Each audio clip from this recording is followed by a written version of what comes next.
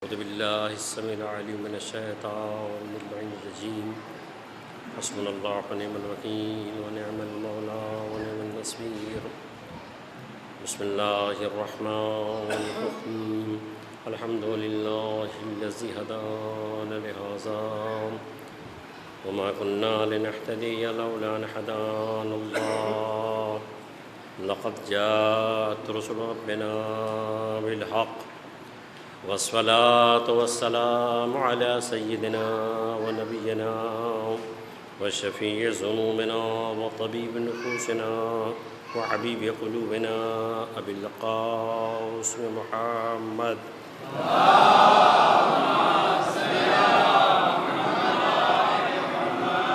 وآله الطيبين الطاهرين المعصومين ولعنة الله على أعدائهم أجمعين من ليلنا هذا إلى قيام يوم الدين. أما بعد فقد قال الله تبارك وتعالى في كتابه المحكم وخطابه المتقن وقوله أحسن. بسم الله الرحمن الرحيم. ومن يكفر بالطاغوت ويؤمن بالله فقد استمسك بالعروة الوثقى لا انفصام لها والله سميع عليم. صلوات اللہ.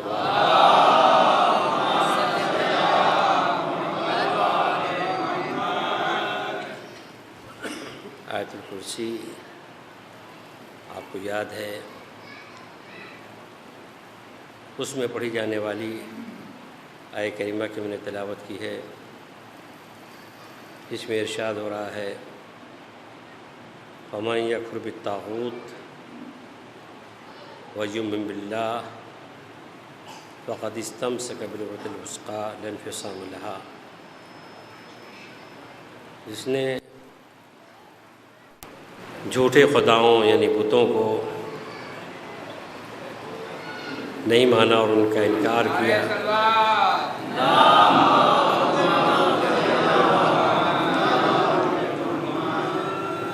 جس نے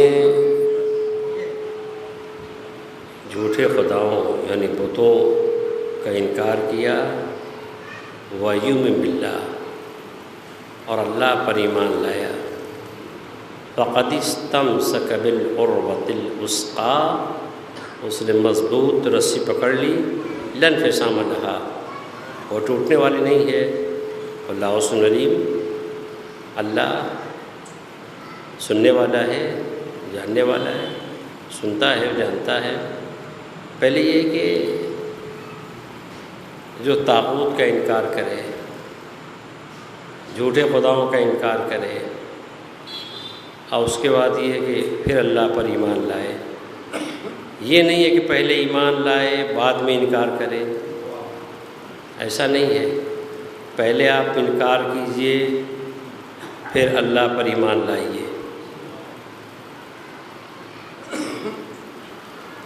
یہ بھی ہو سکتا تھا کہ پہلے اللہ پر ایمان ہو بعد میں انکار ہو، کر نہیں، ایسا نہیں ہے. پہلے انکار اور بعد میں اقرار.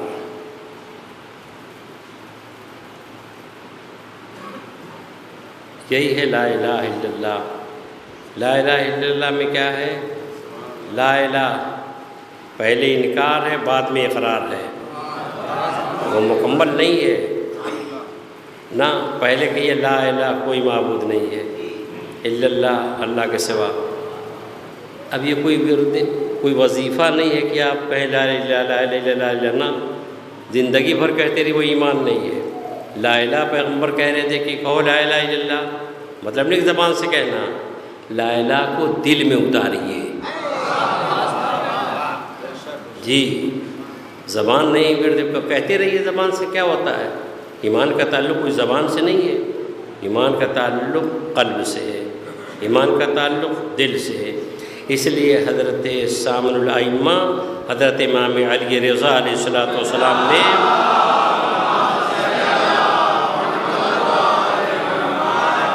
ارشاد فرمایا ان الایمان هو التصدیق بالقلب.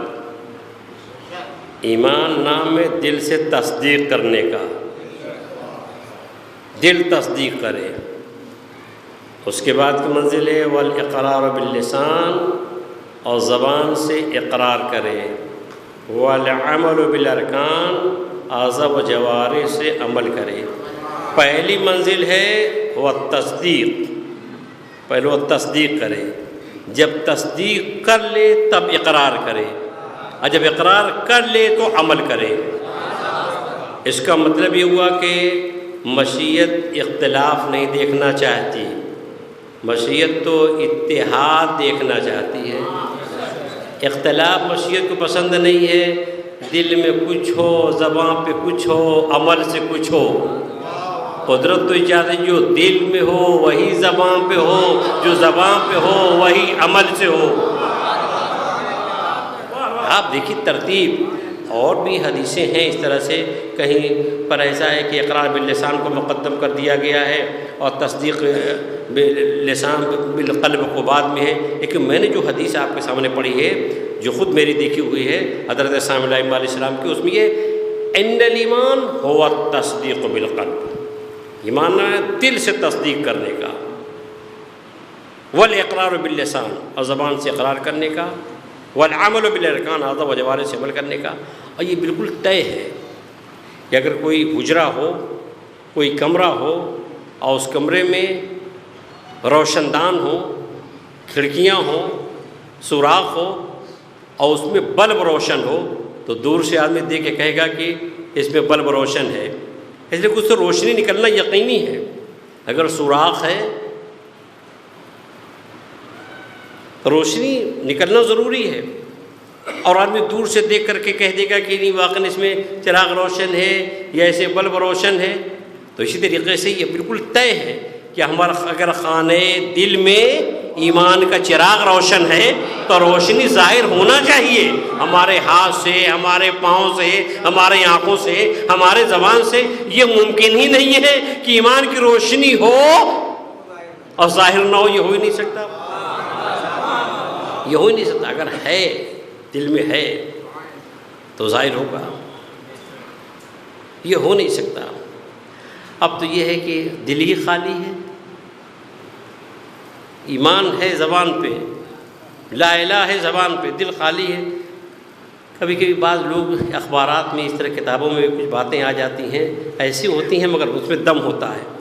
جیسے کسی نے لکھا کہ ایک دیہاتی آ گیا شہر میں، دیہاتی شہر میں آ گیا، اس نے دیکھا کہ کچھ لڑکے جو ہیں، کچھ جوان جو ہیں فٹ بال کھیل رہے ہیں۔ تو اس نے ایک بزرگ سے کہا کہ ارے بھائی اس گیند کی کیا غلطی ہے، لوگ اسے پاؤں سے مار رہے ہیں۔ بات ہے ایسے ہی لکھنے والے، مگر اس میں دم ہے۔ انہوں نے کہا صاحب اس میں کی کیا غلطی ہے، اس کو لوگ لاتوں سے مار رہے ہیں۔ کہا اس بزرگوار نے اسے کہا کہ بھیا سب سے بڑی غلطی ہے کہ یہ اندر سے خالی ہے، اگر اندر سے خالی نہ ہوتا تو خود چوٹ کھاتا۔ بس یہی حال ہمارا ہے، اندر سے بالکل خالی ہے، اس لیے پوری دنیا میں ذلیل و خوار ہو رہے ہیں۔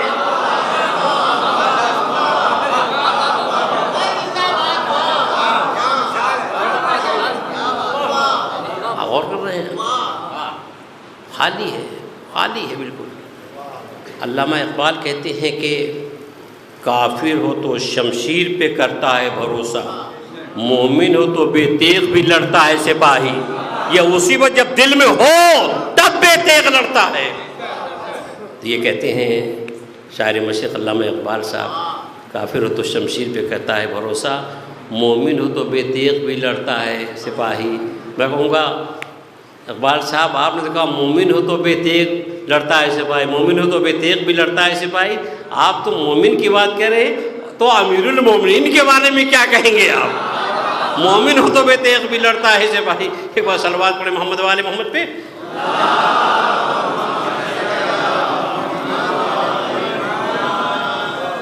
ان الایمان هو التصدیق بالقلب، ایمان نام ہے دل سے تصدیق کرنے کا، زبان سے اقرار کرنے کا، اعضاء و جوارح سے عمل کرنے کا۔ اس لیے ہے لا الہ الا اللہ، لا الہ پہلے انکار اور اس کے بعد اقرار۔ یہ پیغمبر اسلام کے لیے، جب پیغمبر اسلام نے پرچم توحید بلند کیا، لوگوں سے کہا کہ کہو لا الہ الا اللہ۔ یہ آسان نہ تھا، بہت مشکل تھا۔ لوگ دشمن ہو گئے، لوگ دشمن ہو گئے۔ ابھی کیوں دشمن ہوئے؟ کبھی آپ نے غور کیا کیوں دشمن ہو گئے؟ بھائی پیغمبر کے صاحب خلق عظیم جو دوسروں کے لیے مہربان ہو، دوسروں کا دل میں درد رکھتا ہو، اس کے لوگ کیسے دشمن ہو گئے؟ آپ سوچتے ہو اچھے لوگ کیسے لوگ دشمن ہوتے ہیں؟ پیغمبر اسلام صاحب خلق عظیم اور پیغمبر اسلام کا اخلاق کیا کہنا، سبحان اللہ۔ آپ دیکھیے کتابوں میں ہے، اب دیکھتے ایک واقعہ نقل کروں اس لیے تاکہ آپ اندازہ لیں لوگ ایسے نبی کے دشمن کیوں ہوئے، وہ کون سی بات ہے کہ پیغمبر کے دشمن ہوئے؟ پیغمبر اسلام کا اخلاق اتنا عظیم، ایسا عظیم اخلاق کہ اللہ خود کہہ رہے صاحب خلق عظیم انک لعلی خلق عظیم، عظیم خلق پر آپ فائز ہیں۔ دیکھیے پیغمبر اسلام کا اخلاق، سرکار مدینہ گزر رہے ہیں، کیا دیکھتے ہیں کہ ایک کنواں ہے، ایک خاتون ایک عورت بیٹھی ہوئی ہے اور چاہتی ہے کنویں سے پانی نکالے۔ حضور آگے بڑھے اور اس سے کہتے ہیں کہ کیا میں تیری مدد کروں؟ کچھ لوگ ایسے ہوتے ہیں جو مدد لینا پسند نہیں کرتے۔ حضور اس سے پوچھتے ہیں کہ کیا میں تیری مدد کروں؟ دیکھیے وہ بھی بڑی بامعرفت ہے، ایسی نہیں، بامعرفت ہے اور قرآن پہ نگاہ ہے خاتون اور قرآن پہ نگاہ ہے۔ اس نے پیغمبر اسلام کے سامنے قرآن کی ایک آیت پڑھی، کہتی ہے ان احسنتم احسنتم لانفسکم، اگر تم یہ احسان کرو گے تو اپنے لیے، ان احسنتم احسنتم لانفسکم، اگر تم احسان کرو اپنے نفس کے لیے۔ اس کا مطلب اگر کوئی شخص کسی کے ساتھ احسان کرتا ہے تو اس کا فائدہ اسی طرح لوٹ کے آتا ہے۔ ان احسنتم احسنتم لانفسکم، اگر تم احسان کرو گے تو اپنے نفس کے لیے۔ پیغمبر اسلام آگے بڑھے، اس سے نے پوچھا تمہارا قبیلہ کیا ہے، تم کس خاندان کی رہنے والی ہو؟ کچھ نہیں۔ حضور آگے بڑھے اور آپ نے کنویں سے پانی نکالا، مشک کو بھرا، اب مشک بھرنے کے بعد پیغمبر اسلام خود اپنے دوست پہ لے کر کے چلے۔ بظاہر آپ لوگ جو سن رہے ہیں تو آپ لوگ سننے کے واقعہ ہے، اس میں کون سی خاص بات ہے؟ نہیں، یہی تو خاص بات ہے۔ اتنی عظیم شخصیت اور پھر دوست پہ پانی سے بھری مشق لے کے جا رہے ہیں، عظیم شخصیت کائنات کی، اور پھر دوست پہ پانی سے بھری مشق لے کے جا رہے ہیں، یہ معمولی نہیں ہے۔ پیغمبر کا ہر عمل پیغام ہے۔ پیغمبر اسلام اپنے دوست پہ پانی سے بھری مشق لے کے جا رہے ہیں، یہ پیغام دے رہے ہیں دنیا والوں کو قیامت تک کے لیے۔ کیا پیغام دے رہے ہیں؟ کیا پیغام یہ دے رہے ہیں اللہ طاقت دے، اللہ قوت دے، تو طاقت و قوت کا شکریہ یہ ہے کہ کمزوروں کی مدد کی جائے۔ ٹھیک ہے، اور اس وقت پیغمبر اسلام صاحب خلق عظیم اسے گھر تک لے کے گئے، پہنچایا۔ کیا پیغمبر کا کیا اخلاق ہے، خدا کی قسم۔ ایک جنگ میں ایسا واقعہ پیش آ گیا کہ کوئی سیلاب یا کوئی ایسا حادثہ پیش آ گیا کہ مجاہدین اسلام ایک طرف اور پیغمبر اسلام ایک طرف۔ اب مجاہدین اتنی دور ہے کہ وہ آ بھی نہیں سکتے، اب پیغمبر تنہا ہے۔ تو حضور نے سوچا کہ آرام کر لے، تو پہاڑ کے دامن میں محرم استراحت ہوئے، آرام کرنے لگے۔ ایک مشرک نے موقع کو غنیمت سمجھا، کہا اب ان کو خاتمہ کر دیں، وہ تلوار لے کے آگے بڑھا۔ اب ذرا دیکھیے گا، مجاہدین اسلام بہت دور ہے، وہ آ نہیں سکتے، اب پیغمبر اسلام لیٹے ہوئے ہیں اور یہ مشرک تلوار لے کے آگے بڑھ گیا اور تلوار لے کے کہتا ہے من یونجی کا علام، اب میری تلوار سے آپ کو کون بچائے گا؟ نہیں، اس کا اندازہ ایسے نہیں ہوگا آپ کو، اس کا اندازہ ایسے آپ سفر میں ہوں اور نصف شب کے بعد آ رہے ہوں اور اسلحہ لے کوئی آدمی پہنچ جائے، کیا کیفیت ہوگی؟ پڑھ دینا بہت آسان ہے، سفر سے جا رہے ہیں، رات میں کوئی اسلحہ لے کے آگے بڑھے تو کیا کیفیت ہوگی؟ ہمارے پاس کچھ نہیں ہے، کوئی اسلحہ نہیں، بالکل خالی ہاتھ ہے، کیا کیفیت ہوگی؟ نگاہوں کے سامنے موت کا چہرہ نظر آئے گا، اوسان خطا کر جائیں گے۔ پیغمبر اسلام کوئی اسلحہ نہیں، پیغمبر پاس کوئی اسلحہ نہیں، اور مشرک کے ہاتھ میں تلوار ہے، مجاہدین اسلام بہت دور ہیں، اب وہ تلوار کو اپنے ہاتھ میں بلند کر کے حضور سے کہتا ہے منجو جی کا اعلان، اب میری تلوار سے کون بچائے گا؟ پیغمبر صاحب نے برجستہ کہا، بغیر کسی تاخیر کے حضور نے کہا کہ ربی و ربک، میرا اور تیرا پروردگار۔ یعنی میں بتانا چاہتا ہوں جو پیغمبر تنہا تلوار دیکھ کے بھی دماغی توازن نہ کھو بیٹھے، وہ ہلکے سے بخار میں توازن کھو بیٹھے۔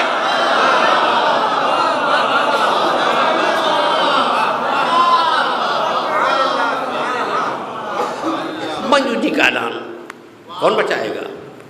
دیکھیے کون بچائے گا؟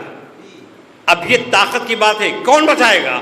اعتماد و یقین، ربی و ربک، میرا اور تیرا پروردگار۔ اب چونکہ وہ ایمان تو رکھتا نہیں تھا اور ٹھٹھا مار کے جو ہنسا تو کچھ اس انداز سے وہ تلوار کو نیچے کو کیا کہ ایک طرف وہ گرا، دوسری طرف تلوار گری۔ پیغمبر اسلام فوراً اٹھ کھڑے ہوئے اور فوراً تلوار گری ہوئی اپنے ہاتھ میں لے لیا، اور تلوار لینے کے بعد کہا کہ اب بتا کون بچائے گا؟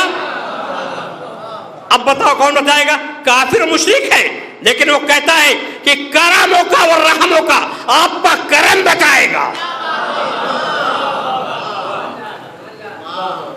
پیغمبر صاحب اس کو چھوڑ دیا، حضور نے اس کو چھوڑ دیا، جاؤ۔ یہ بتائیے ایسا صاحب خلق عظیم نبی اور لوگ اس کے دشمن ہو گئے۔ کون سی بات کہہ دی بھائی؟ کیا کہہ دیا کہ اس سے کچھ بگاڑ دیا؟ نہیں، کچھ نہیں بگاڑا، پھر لوگ دشمن کیوں ہو گئے؟ پورا واقعہ شب ہجرت کے یاد ہے، جان کے در پہ ہو گئے، چاہتے کہ شمع رسالت کو گل کر دیں۔ کیا کیا پیغمبر اسلام نے بھائی؟ وہ ایسا صاحب خلق عظیم نبی۔ وہی بات ہے عزیزان گرامی، چونکہ پیغمبر نے وہ بات کہی جو ان کو پسند نہیں تھی۔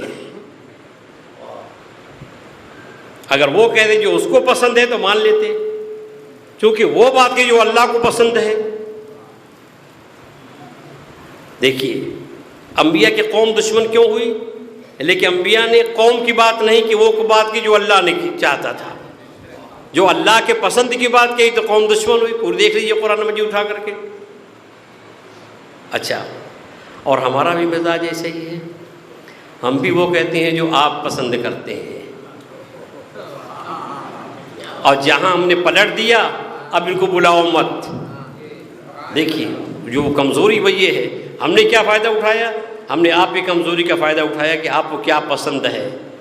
اچھا، ایسے ایک صاحب آئے فیض آباد تشریف لائے ذاکر، میرے روابط تعلقات تھے، تو انہوں نے ویسے اسی جو پوچھا جاتا ہے کہ اب یہاں کے لوگ کیا پسند کرتے ہیں، تو میں نے کہا بھیا قوم کی پسند دیکھیے گا کہ اللہ کی پسند دیکھیے گا؟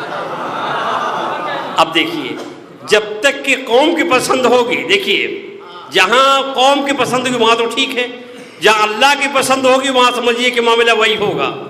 تو پیغمبر اسلام نے کیا کہا؟ دشمن کیوں ہوئے؟ دشمن یہ قوم کی باتیں نہیں کی۔ پیغمبر نے کیا کہا؟ پیغمبر نے کہا کہو لا الہ الا اللہ۔ بس پیغمبر کے دشمنی کا سبب یہی کلمہ ہے، لا الہ الا اللہ۔ اگر پیغمبر تھوڑا بدل دیتے تو یہ سب اپنے ہو جاتے۔ پیغمبر یہ کہہ دیتے کہو اللہ الہ، اللہ معبود ہے، تو سب مان لیتے۔ کیوں مان لیتے؟ اس لیے مان لیتے بھائی جو 360 مان رہا ہے 160 ماننے میں کیا جاتا ہے؟ لیکن پیغمبر یہ کہہ رہے ہیں کہ 360 کو نکالو پھر اللہ کو مانو۔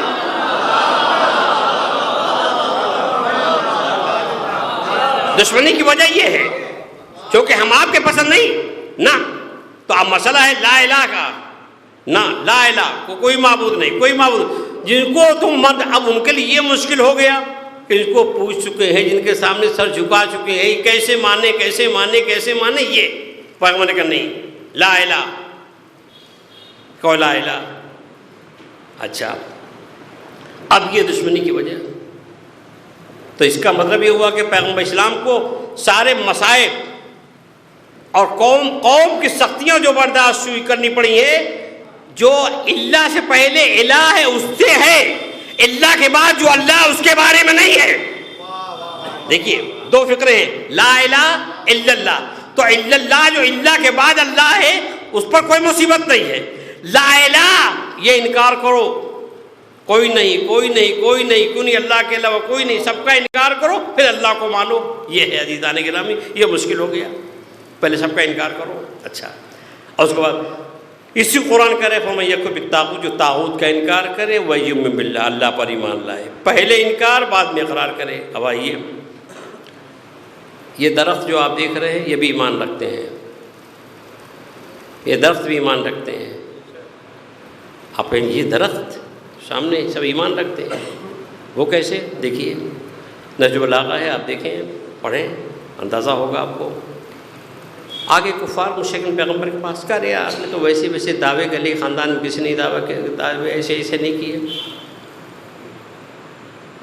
اگر آپ اپنے دعوے میں سچے ہیں تو یہ درخت سامنے ہے، بلا دیجیے، درخت سامنے بلا دیجیے. پیغمبر نے کہا اگر میں درخت کو بلا دوں کیا ایمان لے آؤ گے؟ اگر درخت میں بلا دوں تو کیا ایمان لے آؤ گے؟ کہاں ایمان لے آئیں گے؟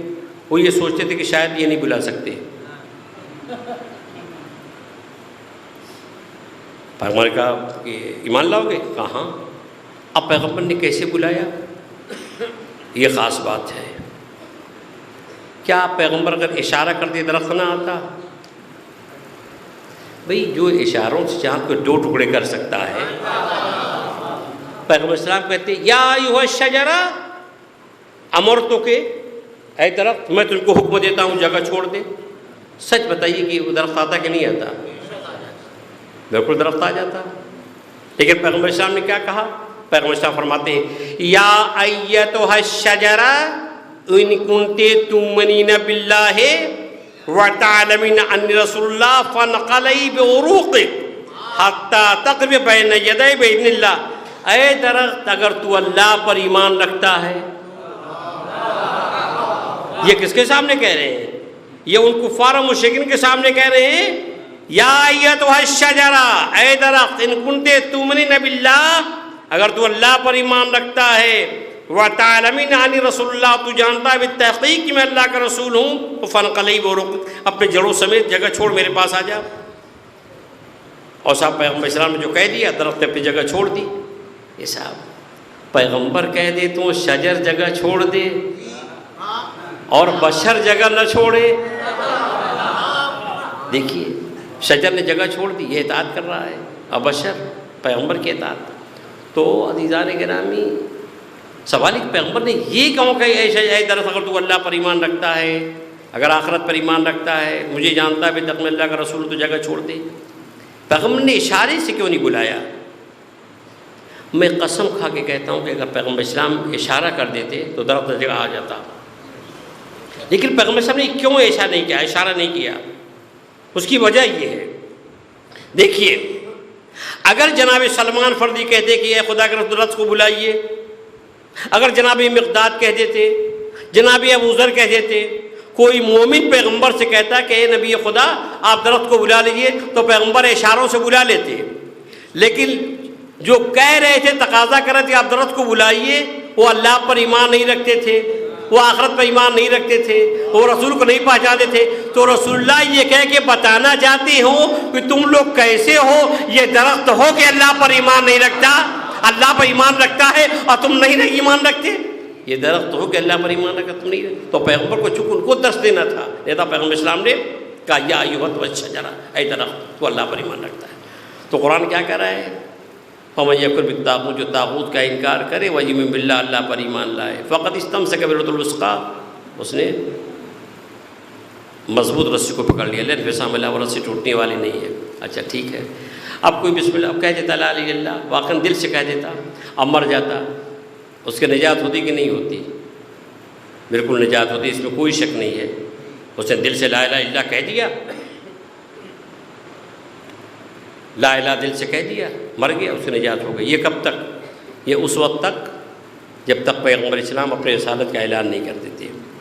لیکن پیغمبر اسلام نے اپنے رسالت کا اعلان کر دیا. اب اگر کوئی لا الہ الا اللہ کہہ کے مر جائے تو اب اس کی نجات نہیں ہے، اب اس کی نجات نہیں ہے. اب وہ محمد رسول اللہ بھی کہے، اب حضور کو بھی مانے. اچھا اب اگر کوئی لا الہ الا اللہ کہتا ہے، محمد رسول اللہ کہتا ہے اور مر جاتا ہے، اس کی نجات ہے. جی اس کی باقاعدہ نجات ہے. کب تک نجات ہے؟ جب تک کہ اعلان ولایت نہیں ہو جاتا، جب تک اعلان ولایت نہیں ہو جاتا، وہ اگر وہ لا الہ محمد رسول اللہ کے دنیا سے چلا جاتا ہے تو وہ اس کے نجات ہے۔ اب آئیے پیغمبر اسلام حج آخر کر کے پلٹ گئے، حج آخر کر کے واپس آ رہے ہیں، غدیر میں رکے، اب بھی کوئی اگر مر جائے تو نجات ہے، پیغمبر ممبر پر آ گئے، اب بھی مر جائے تو نجات ہے، خطبہ دے رہے ہیں، اب بھی مر جائے تو کوئی نجات ہے، حاتم علیہ طالب کو اٹھا لیا ہے، اب بھی کوئی مر جائے تو نجات ہے۔ لیکن جب حضور نے کہہ دیا من کنت مولاہ فہذا المولا، اب اگر کوئی بغیر اقرار ولایت کے مر جاتا ہے تو اب نجات نہیں ہے۔ اب میں یہاں تک آپ کو لایا ہوں، اب آئیے تو اب کلمہ مکمل ہوا، کہاں مکمل ہوا؟ جب دین مکمل ہوا تو کلمہ مکمل ہوا؟ نہیں، جب کلمہ مکمل ہوا تب دین مکمل ہوا۔ اب یہ کلمہ مکمل ہوا، لا الہ الا اللہ محمد رسول اللہ علی ولی اللہ، اب یہ کلمہ مکمل ہوا۔ اب اگر کوئی شخص پر دیکھیے کہ لا الہ الا اللہ کہتا ہے محمد رسول اللہ نہیں کہتا تو نجات نہیں ہے، لا الہ الا اللہ بھی کہتا ہے محمد رسول اللہ بھی کہتا ہے علی ولی اللہ، ولایت کا اقرار نہیں کرتا بھی اس کی نجات نہیں ہے، اب اس کی نجات نہیں ہے۔ اب اور سنیے، اب آئیے موضوع سے متعلق بات کروں، چونکہ آج شب 8ویں امام علیہ السلام سے مخصوص ہے۔ اب آئیے امام علی مقام کا گزر ہو رہا ہے نیشاپور سے، واقعات آپ کے ذہن میں محفوظ ہے۔ جو نیشاپور سے گزر ہوا حضرت کا تو ایک جم غفیر، حضرت کے چاہنے والے جم غفیر، دل رکھنے کی جگہ نہیں، چاہنے والے عجوب نیشاپور بیچو بیچ جو حضرت پہنچے ہیں، تو جو علماء نے جو حالات لکھے ہیں وہ ایسے لکھے ہیں کہ لوگ حضرت کے سواری کے گرد گھوم رہے تھے، طواف کر رہے تھے، کوئی لجام کو چوم رہا تھا اور تقاضا کر رہے تھے کہ مولا ہم چاہتے ہیں آپ کے چہرے مبارک کی زیارت کریں۔ اصرار بڑھا، امام نے کہا کہ پردہ ہٹا دیا جائے، اسا پردہ ہٹا، لوگوں نے چہرے مبارک کی زیارت کی۔ اب اسی وقت لوگوں نے کہا کہ مولا زمانہ ہو گیا، آپ کے جد کی کوئی حدیث نہیں سنی ہے، جد کی کوئی حدیث نہیں سنی ہے۔ اب یہ امام علیہ السلام یہ وارث قرآن بھی ہے، وارث علم نبی بھی ہیں۔ جب وارث علم نبی بھی ہیں تو کتنی حدیثیں یاد ہوں گی، کتنی حدیثیں محفوظ ہوں گی؟ قوم کہتی ہے کہ مولا کوئی حدیث سنائیے، اب وہاں پر انتخاب جو حضرت نے کیا کس حدیث کے کیا؟ مولا کوئی حدیث سنائیے۔ کیا نماز کے بارے میں حضرت نے حدیث پڑھی؟ کیا روزے کے بارے میں پڑھی؟ کیا حج و زکوٰۃ کے بارے میں حدیث پڑھی؟ دیکھیے بہت ہی اہم منزل ہے، حضرت نے کون سی وہ حدیث پڑھی؟ کیا شیعوں کے فضائل بیان کیے؟ کیا حضرت نے فرمایا میری جد فرمایا انی تارک فیکم الثقلین؟ کیا حضرت نے فرمایا ما تعالی حب علی محمد مات شہیدہ؟ حضرت نے کون سی حدیث پڑھی؟ حضرت نے کون سی حدیث پڑھی؟ کیا فروع دین سے متعلق پڑھی؟ نہیں، فروع دین سے متعلق نہیں پڑھی، قواعد سے متعلق پڑھی، کا اصول دین سے متعلق حدیث پڑھی۔ اصول دین، کیا اصول دین؟ دیکھو اصول ہے جمع ہے اصل کی، اصل کسے کہتے ہیں؟ جڑ کو۔ جی جب جڑ مضبوط ہوگی تو تنا بھی ہوگا اور پتے بھی آئیں گے، پھل بھی آئیں گے۔ جب جڑ ہی نہ ہو، جی تو حضرت نے جو حدیث ارشاد فرمائی وہ اصول دین سے متعلق، اور جو اصول دین سے متعلق حدیث ارشاد فرمائی تو آپ دیکھیے کہ بڑے التزام سے حضرت نے وہ حدیث پڑھی، بڑے التزام سے حدیث پڑھی وہ حضرت نے۔ وہ التزام کیا حضرت وہ حدیث پڑھی؟ حضرت نے جو حدیث ارشاد فرمائی وہاں پر یہ نہیں کہ میرے جد نے فرمایا، اب اتنی یہ خاص حدیث ہے کہ حضرت یہ نہیں کہ میرے جد نے فرمایا، حضرت نے ایک سلسلہ بیان کیا۔ حضرت نے فرمایا کہ مجھ سے کہا میرے پدر بزرگوار، حضرت کا نام لیا 7ویں امام کا، ان سے بیان کیا 6ٹھے امام نے، ان سے بیان کیا 5ویں امام نے، ان سے بیان کیا 4تھے امام نے، ان سے بیان کیا امام حسین السلام، ان سے بیان کیا مولا کائنات نے، مولا کائنات سے رسول اسلام نے، رسول اسلام سے جبرائیل نے، اور جبرائیل سے بیان کیا اللہ نے۔ وہ کیا حدیث ہے؟ وہ حدیث ہے لا الہ الا اللہ حسبنی، یہ کلمہ لا الہ الا اللہ میرا قلعہ ہے، فمن قالها دخل حسبنی، اس نے لا الہ الا اللہ کہا وہ میرے قلعے میں داخل ہوا، ومن دخل حصنی امن من عذابی، اور جو میرے قلعے میں داخل ہوا وہ عذاب سے نجات پا گیا، نجات پا گیا۔ یہ حضرت نے ارشاد فرمایا۔ یہ حدیث قرآن کیا کہہ رہا ہے؟ فمن یکفر بالطاغوت، جو طاغوت کا انکار کرے، ویؤمن باللہ، اور اللہ پر ایمان لائے۔ کلمہ کیا ہے؟ لا الہ الا اللہ، کوئی معبود نہیں اللہ کے علاوہ۔ پیغمبر اسلام نے کیا کہا؟ لا الہ الا اللہ کہو نجات پاؤ گے۔ اور آپ کے 8ویں جانشین نے کیا کہا؟ یہی لا الہ الا اللہ۔ اچھا، جب لا الہ الا اللہ کے لیے کلمہ مکمل لا الہ الا اللہ کہا، حضرت کی سواری آگے بڑھی۔ اب دیکھیے گا عیون اخبار رضا حضرت فرماتے ہیں، راوی کہتا ہے نادانا، حضرت نے پکارا آواز دی، بشرطہا و شروطہا، بشرطہا و شروطہا، لا الہ کہو شرط کے ساتھ، لا الہ کہو شروط کے ساتھ۔ شرط سے مراد ہے نبوت، شروط سے مراد ہے امامت۔ کلمہ مکمل ہو گیا، یعنی لا الہ فائدہ نہیں پہنچائے گا جب تک محمد رسول اللہ نہ کہا جائے، محمد رسول اللہ نہ فائدہ پہنچے گا جب تک علی اللہ نہ کہا جائے۔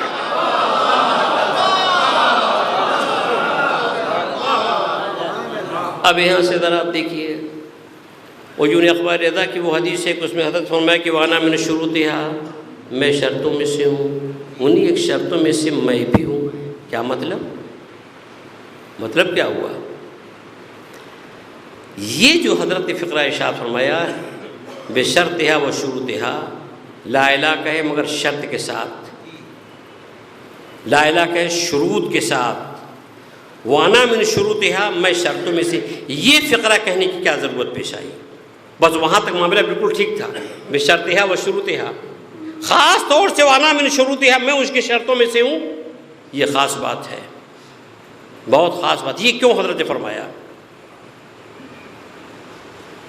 اب شاید جو میں بات عرض کر رہا ہوں یہ پہلی بار آپ سن رہے ہوں گے۔ حضرت نے کیوں کہا من شروطہا؟ اب میں شرطوں میں سے ایک ہوں، یہ کہنے کی کیا ضرورت پیش آئی؟ میں چونکہ زیارت پر کام کر رہا ہوں تو مجھے تشویش اس بات کی تھی کہ نماز کے بعد جب زیارت پڑھتے ہیں تو ٹھیک ہے امام اسلام کی زیارت پڑھتے ہیں، امام رضا اسلام کی زیارت ہے، کیا مطلب؟ کبھی آپ نے سوچا اس پر؟ بھائی امام زین العابدین کی زیارت کیوں نہیں؟ بھائی امام باقر صاحب کی زیارت کیوں نہیں؟ امام صادق صاحب کی زیارت کیوں نہیں؟ جبکہ دین کی ترویج جن حضرات سے زیادہ ہوئی ہے، جتنی حدیثیں امام باقر صاحب امام صادق صاحب کسی معصوم کی نہیں ہے، فقہ میں جتنی حدیثیں ہیں بیشتر حدیثیں امام صادق السلام کی، امام باقر صاحب کی، لیکن ان کی زیارت نہیں ہے۔ امام موسیٰ کاظم علیہ السلام کی زیارت نہیں ہے، یہ امام رضا صاحب کی زیارت ہی کیوں؟ کچھ انا من شروطہا کا مفہوم سمجھ نہیں آ رہا ہے؟ انا من شروطہا، اب میں شرطوں میں سے ہوں، وہ اس لیے کہ ایک فرقہ ایسا تھا جو امام رضا صاحب کی امامت کا قائل نہیں تھا، لہذا ہم زیارت پڑھ کے بتاتے ہیں کہ موسیٰ کاظم پر امامت کا سلسلہ ختم نہیں ہے بلکہ آٹھواں ہے۔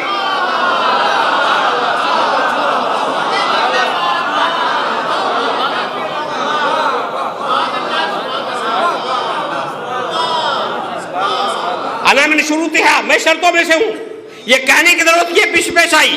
ایک فرقہ ہے واقفیہ، وہ واقفیہ کہتا ہے امام موسیٰ کاظم زندہ ہیں، اب اسی پر امامت تو خاتمہ مانتا ہے، لہذا ضرورت تھی امام کو کہنے کی وانا من شروطہا، میں اسی کی شرطوں میں سے ہوں، امامت کا سلسلہ ختم نہیں ہے۔ امام رضا علیہ السلام کی زیارت یہی کری ہے، ہم پڑھ کے بتاتے ہیں امامت کا سلسلہ موسیٰ کاظم السلام پر ختم نہیں ہوتا بلکہ امام رضا علیہ السلام بھی ہے۔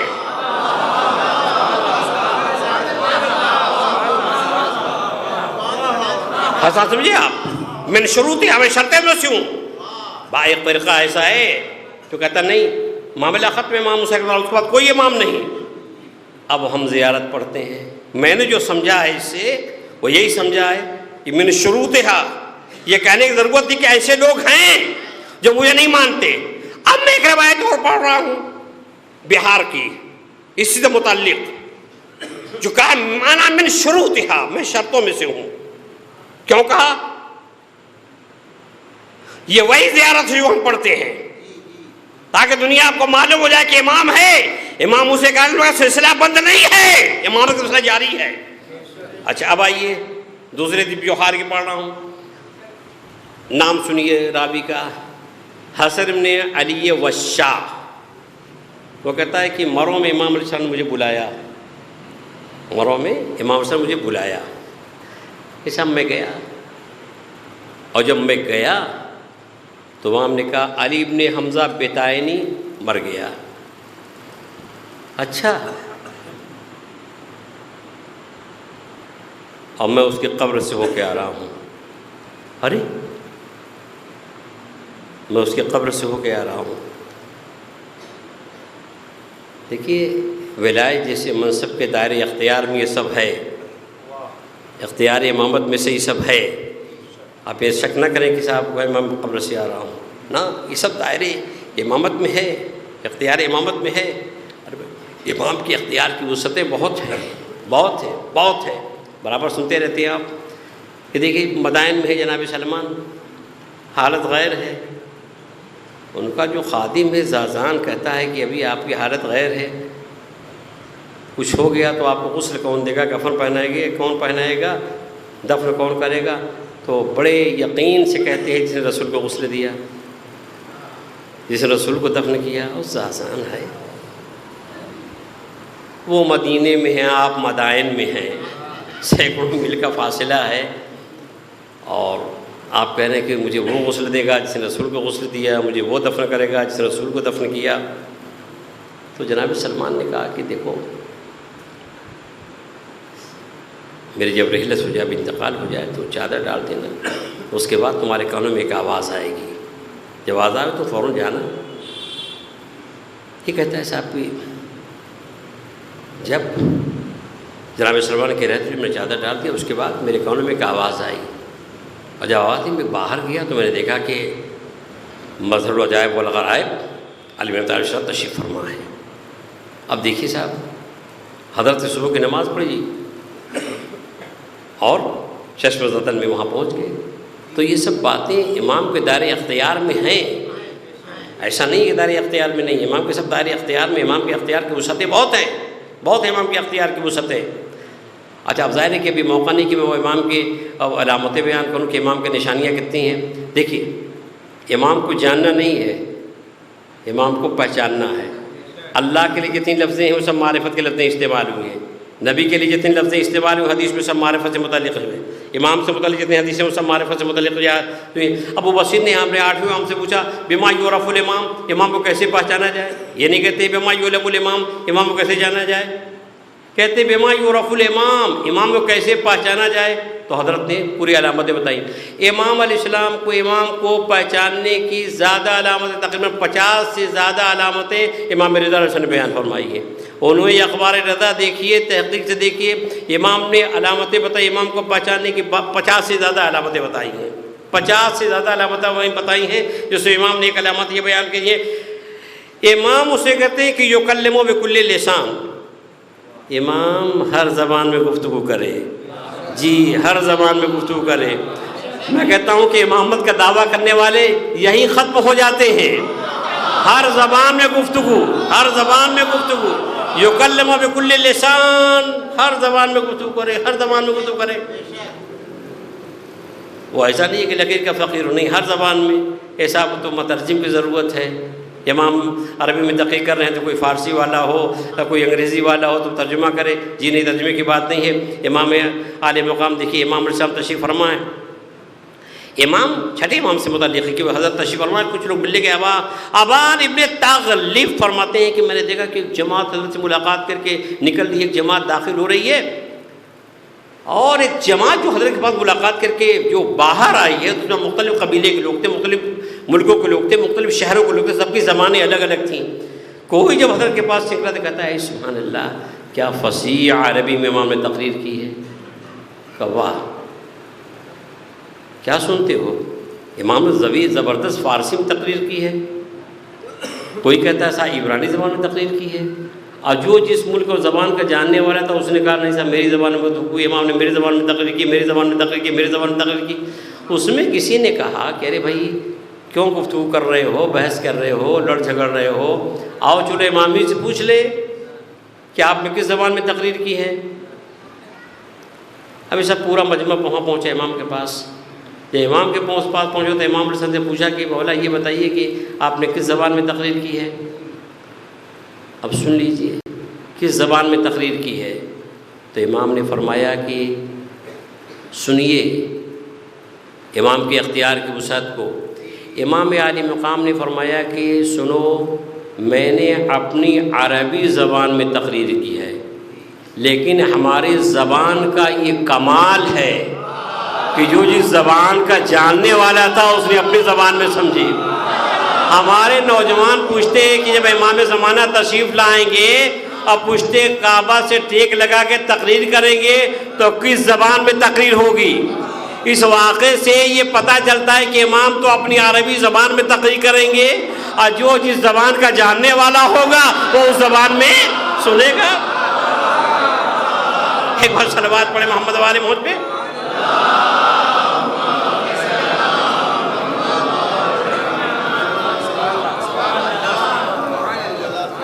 امام کے پہچاننے کے دیکھیے، امام ابو بصیر سے بیان کر رہے ہیں، اتنے میں ابو سے کہتے ہیں، ابھی بصیر سے کہتے ہیں امام علیہ السلام، ہمارے 8 امام کہتے ہیں یا ابا محمد، ابو محمد کنیت تھی، ٹھہرو، اوتی کا علامہ قبل ان تقوم، تمہارے یہاں اٹھنے سے پہلے ایک علامت امام کی اور دیتا ہوں، امام کے پہچاننے کی ایک نشانی اور بتاتا ہوں، رکو ٹھہرو۔ اب تھوڑی دور بھی نہیں ٹھہرا تھا وہ ابو بصیر، تھوڑی دیر بھی نہیں گزری تھی کہ دخلہ الخراسانی فکلمہ بالعربیہ، ایک ایرانی آ گیا ہے امام کے پاس، وکلمہ بالعربیہ، اور عربی میں گفتگو کرنے لگا۔ ایران زبان فارسی ہے، یہ شخص جو ہے امام کے پاس ہے تو عربی بولنے لگا۔ وکلمہ الفارسیہ، امام نے اس کو فارسی میں جواب دینا شروع کیا۔ اس کی زبان فارسی، وہ امام کے پاس عربی بول رہا ہے، اور امام کی زبان عربی، امام فارسی میں جواب دے رہے ہیں۔ ابو بصیر دیکھ رہے ہیں، ارے وہ عربی بول رہا ہے، امام اس کو فصیح فارسی میں جواب دے رہے ہیں۔ تو وہ شرمندہ ہوا، کہتا انی ظننت انک لا تحسنھا، میں نے مولا گمان کیا کہ شاید آپ میری زبان فارسی میں جواب نہ دے سکیں تو میں عربی بولنے لگا۔ تو امام نے کہا جب میں تمہاری زبان میں تم سے بہتر جواب نہ دوں تو پھر مجھے فضیلت کیسی؟ فضیلت تو اسی لیے ہے ہر زبان جانتے ہیں، یکلم بکل لسان، امام کی ایک علامت ہے یکلم بکل لسان، امام ہر زبان میں گفتگو کرتا ہی ہے۔ بہت ساری علامتیں ہیں مگر بات وہاں تک پہنچاؤں۔ امام کہتے ہیں کہ علی بن وشا سنو، بتائے نہیں مر گیا، اب میں اس کی قبر میں ہو کے آ رہا ہوں، قبر ہو کے آ رہا ہوں۔ اب قبر کا منظر سنیے، وہ انا من شروط ہے کہ وضاحت کر رہا ہوں عزیزان گرامی، اور جو زیارت 8ویں امام کے پڑھتے ہیں آپ نماز کے بعد، وہ کیوں؟ اب جناب امام نے کہا کہ میں گیا، میں نے دیکھا کہ 2 فرشتے داخل ہوئے اور ان فرشتوں نے سوال کیا من ربک، غور سے سنیے گا، میں تمام کر رہا ہوں، من ربک، تمہارا پروردگار کون؟ انہوں نے ٹھیک جواب دیا۔ من نبیک، تمہارا نبی کون؟ بالکل صحیح جواب دیا۔ جو سوالات کر رہے ہو بالکل صحیح جواب دے رہا ہے۔ اس کے بعد پوچھا من امامک، تمہارا امام کون؟ کہا علی بن ابی طالب، کہا ثم، کہا حسن مجتبی، کہا ثم حسین بن علی، یعنی وہی ترتیب جو ہم تلقین میں پڑھتے ہیں، یعنی امام پر بتاتے ہیں کہ اس نے کہا علی بن طالب، فرشتے نے کہا ثم، دیکھیے کتاب، پھر کون، پھر کون، پھر کون، پھر کون، ترتیب کے ساتھ کہا کہ امام موسیٰ کاظم علیہ السلام تک وہ آیا، اس کے بعد اس نے پوچھا کہ ثم، جواب نہیں دے پایا، امام فرماتے ہیں بس فرشتوں نے گرد مارا، پوری قبر آگ سے بھر گئی۔ اس کا مطلب یہ ہوا کہ میں نے شروطیہ جو کہا وہ اس لیے کہا ایسے لوگ تھے جو امام کی امامت کے قائل نہیں تھے۔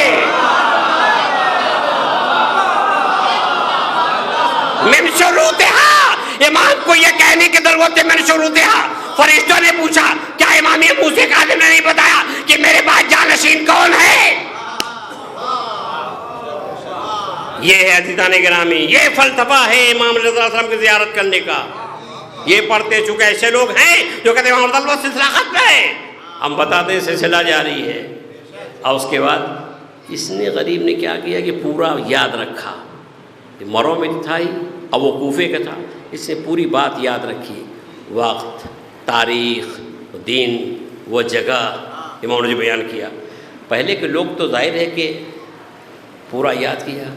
چند دن کے بعد خط آیا تو حسن وشا کہتا ہے کہ ٹھیک اسی وقت اس کی تدفین ہوئی تھی جس وقت امام یہ بیان کر رہے تھے، ٹھیک اسی وقت. تو آپ نے غور کیا کہ اس میں جو ہے وہ انا من شروطہا، اور وہ میں شرطوں میں سے ایک ہوں، یہ ہے لاز. کہ ایسے لوگ تھے جو امام کی امامت کے قائل نہیں تھے. اس کو واقفیہ کہتے ہیں، دیکھ لیجئے گا کتابوں میں ہے. تو عزیزان گرامی یہ ہے سلسلہ جو حضرت نے ارشاد فرمایا بشرطہا و شروطہا. اور میں لا الہ الا اللہ کہے لیکن شرط کے ساتھ، شروط کے ساتھ، شرط کے ساتھ، شروط کے ساتھ. سب 4 امام کو تو مانتا ہے، نہیں نجات ہے. سب 6 کو تو مانتا ہے، نہیں نجات ہے. نہیں، حضور نے فرمایا کہ الائمۃ بعدی 12، میرے بعد 12 امام ہوں گے. اور 12 کی ترتیب حضرت نے بتائی، نام لے کے بتایا باقاعدہ. تو وہ ہے سلسلہ 12 کا. یہ ہے کلمہ عزیزان گرامی. اب دیکھیے، اب قرآن سے مرتبط کر رہا ہوں. قرآن سے کیا کہا؟ کلمہ لا الہ قلعہ ہے. جس نے لا الہ کہا وہ قلعے میں داخل ہوا، جو قلعے میں داخل ہوا وہ عذاب سے نجات پا گیا. بشرطہا و شروطہا. شرط سے مراد نبوت اور شروط سے مراد امامت. اب آئیے قرآن کی آیت پڑھتا ہوں. یا ایھا الذین آمنوا اطیعوا اللہ واطیعوا الرسول واولی الامر منکم. اے ایمان لانے والے، اللہ کی اطاعت کرو، رسول کی اطاعت کرو، صاحبان امر کی اطاعت کرو. اطیعوا اللہ لا الہ الا اللہ، اطیعوا الرسول محمد رسول اللہ، اولی الامر ولی اللہ. انما ولیکم اللہ، تمہارا حاکم اللہ ہے، تمہارا حاکم رسول ہے. اور وہ لوگ جو حلقے رکوع میں زکوٰۃ دیتے ہیں تو پہلا حاکم لا الہ الا اللہ، دوسرا حاکم محمد رسول اللہ، تیسرا علی ولی اللہ. مولا 3، 1 ذالک بان اللہ مولا الذین آمنوا ان الکافرین لا مولا لہم. مومن کا مولا اللہ ہے تو پہلا مولا لا الہ الا اللہ. من کنت مولا محمد رسول اللہ ھذا المولا علی ولی اللہ. تو کلمہ یوں درست ہے. اب یہ کلمہ ہے. حضرت نے فرمایا بشرطہا و شروطہا، لا الہ شرط کے ساتھ اور شروط کے ساتھ. بس عزیزان گرامی اور بھی بہت سے حضرت سے متعلق باتیں تھیں، لیکن شب ولادت حضرت یہاں ہے. مگر میں چاہتا ہوں کہ 2 فقرے کہوں، اس کو جا کے سوچیے گا تو روئیے گا، سوچیے گا، کبھی غور کیجیے گا. معصومین صلی اللہ علیہ وسلم کی زیارتیں آپ نے پڑھی ہیں، معصوم کی زیارت پڑھتے ہیں، معصومین کی زیارت پڑھتے ہیں آپ. سب کی زیارتوں میں اور 8 امام کی زیارت میں بڑا فرق ہے، بہت فرق ہے زیارتوں میں. اب یہ بہت ہی وسیع موضوع تھا. عزاداری کی ترویج و اشاعت 8 امام کے زمانے میں زیادہ ہوئی ہے.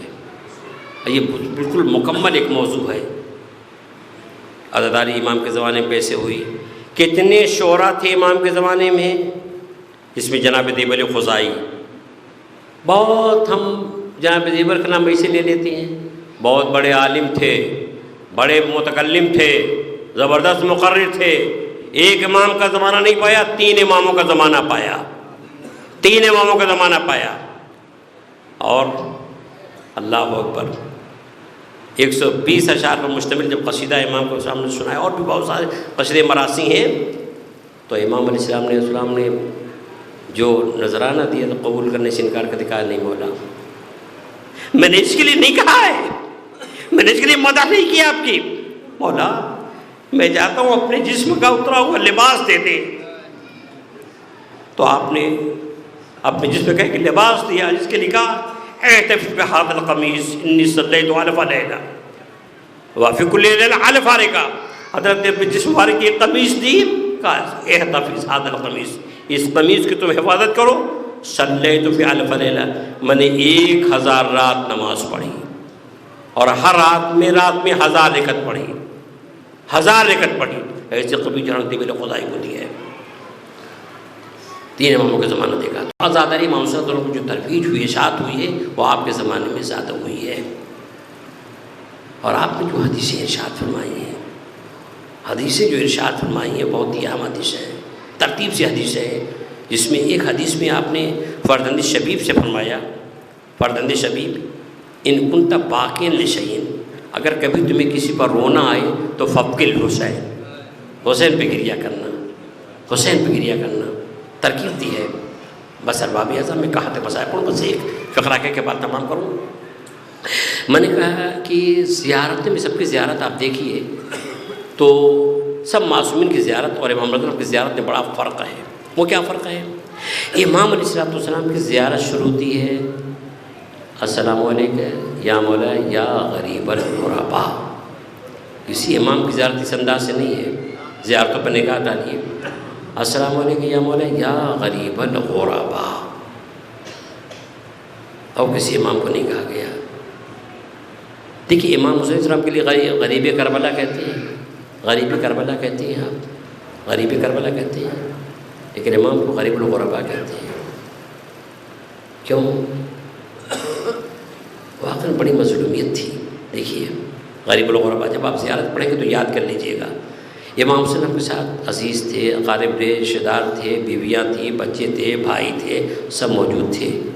لیکن امام کو غریب الغرباء کیوں کہتے ہیں؟ امام کو غریب الغرباء اس لیے کہتے ہیں کہ آپ کی جو عالم غربت میں شہادت ہوئی ہے تو آپ ایسی بے کسی و بے بسی تھی کہ آپ کے گھر والوں میں سے آپ کے پاس کوئی نہیں تھا. یہی وجہ یہ ہے کہ جب زائر زیارت پڑھتا ہے تو امام کے لیے کہتا ہے السلام علیکم یا مولا یا غریب الغرباء.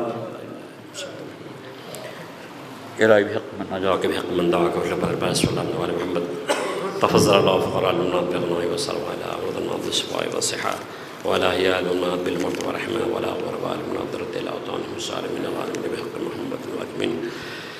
گزارش ایک بار سورہ حمد و تین بار سورہ توبہ تلاش کر مرحوم جناب غمخوار حسین کربلا ابن غلام نبی مرحوم اور حیدر علی مرحوم نے غمخوار حسین اور جملہ مومنات کی ارواح کو کا ثواب اشارہ فرمائے.